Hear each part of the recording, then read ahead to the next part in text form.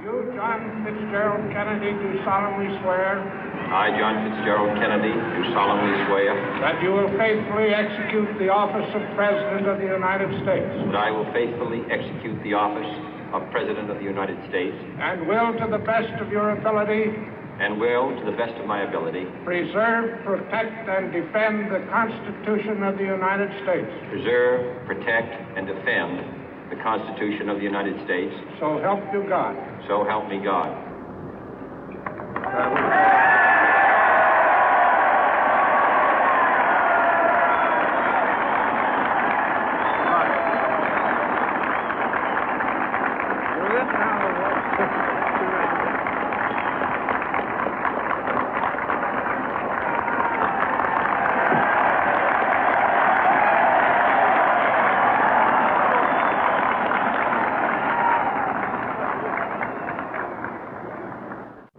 Vice President Johnson, Mr. Speaker, Mr. Chief Justice, President Eisenhower, Vice President Nixon, President Truman, Reverend clergy, fellow citizens. We observe today not a victory of party, but a celebration of freedom, symbolizing an end as well as a beginning, signifying renewal as well as change. For I have sworn before you and Almighty God the same solemn oath our forebears prescribed nearly a century and 3/4 ago.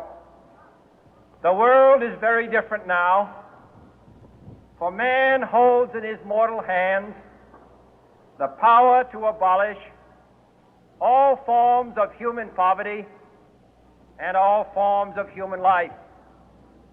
And yet the same revolutionary beliefs for which our forebears fought are still at issue around the globe. The belief that the rights of man come not from the generosity of the state, but from the hand of God. We dare not forget today that we are the heirs of that first revolution.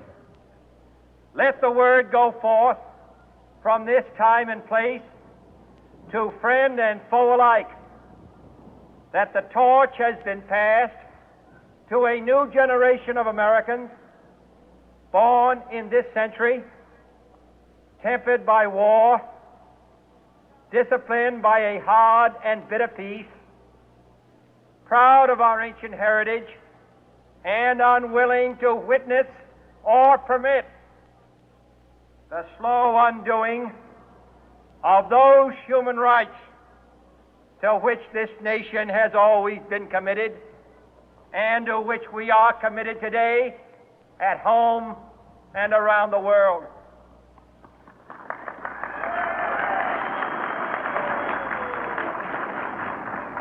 Let every nation know, whether it wishes us well or ill, that we shall pay any price, bear any burden, meet any hardship, support any friend, oppose any foe to assure the survival and the success of liberty.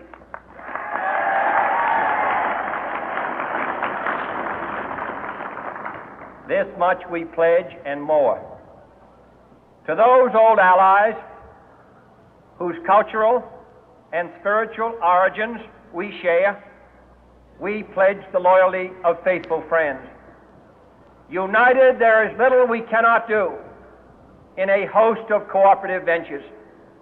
Divided, there is little we can do, for we dare not meet a powerful challenge at odds and split asunder. To those new states whom we welcome to the ranks of the free, we pledge our word that one form of colonial control shall not have passed away, merely to be replaced by a far more iron tyranny. We shall not always expect to find them supporting our view, but we shall always hope to find them strongly supporting their own freedom, and to remember that in the past, those who foolishly sought power by riding the back of the tiger ended up inside.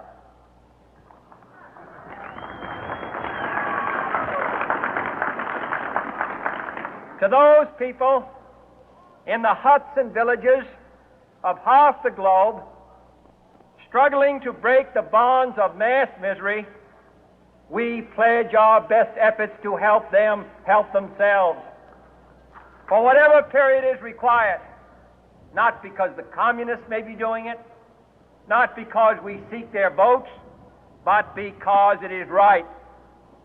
If a free society cannot help the many who are poor, it cannot save the few who are rich.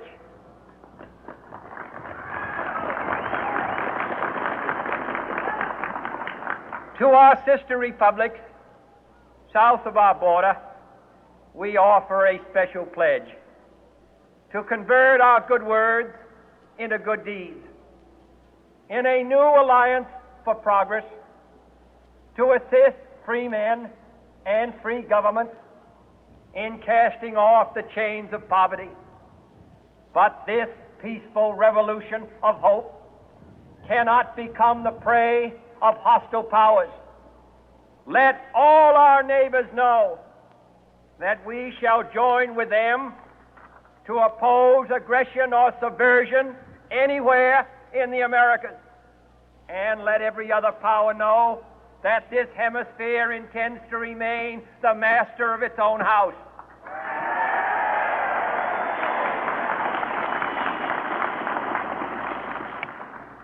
To that World Assembly of Sovereign States, the United Nations, our last best hope, in an age where the instruments of war have far outpaced the instruments of peace, we renew our pledge of support to prevent it from becoming merely a forum for invective, to strengthen its shield of the new and the weak, and to enlarge the area in which its writ may run.